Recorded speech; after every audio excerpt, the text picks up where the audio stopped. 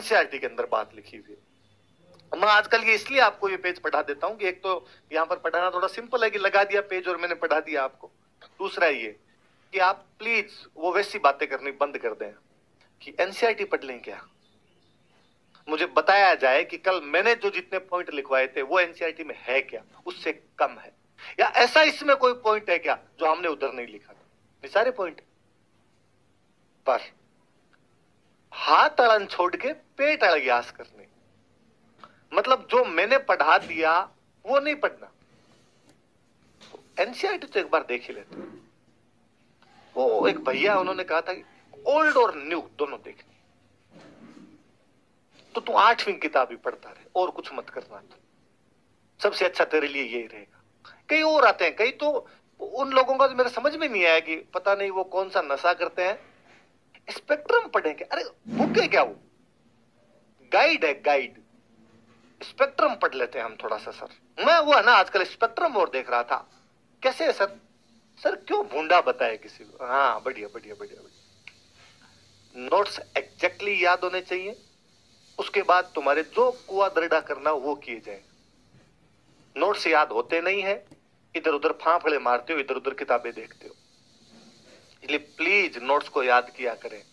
इनमें इतनी ज्यादा चीजें हैं, इतनी गंभीर चीजें हैं, हर चीज को इतना सिंपल तरीके से समझाया हुआ है कि आप किसी भी सवाल का आंसर दे सकते हैं।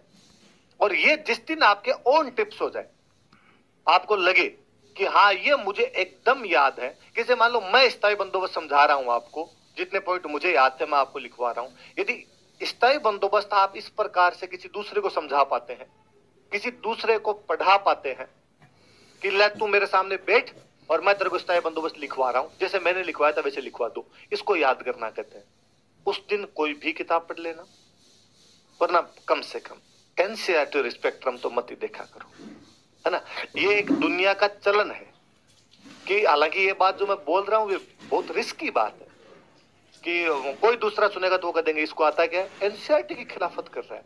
भारत में कुछ चीजों के खिलाफ बोलना अपने आप में कुफ्र है, आपको काफिर घोषित कर दिया जाएगा। तो मतलब एनसीईआरटी के खिलाफ बोले, मुझे लगा इसमें क्या क्या पढ़ाना था, ऐसा क्या था जो मैं मेरी क्लास में नहीं बता के आया और एनसीईआरटी ने अलग से कुछ बता दिया।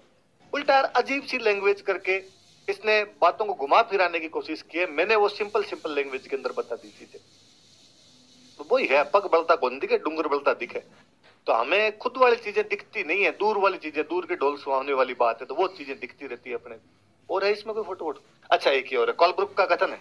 कॉलब्रुक, वही कॉलब्रुक जिसके बारे में हम पढ़ रहे थे कि जिसने आपके डाइजेस्ट ऑफ हिंदू लॉज लिखी थी, वो लिखता है बंगाल के बहुत सारे गांव में कई ताकतवर रैयत खुद खेती नहीं करते थे।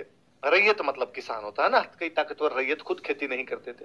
In many village of Bengal some of the powerful रैयत, अंग्रेजी वालों फिर मैं आपको कह रहा हूं ये रैयत को रैयत लिखा हुआ है ना, क्योंकि थोड़ी देर में जब रैयत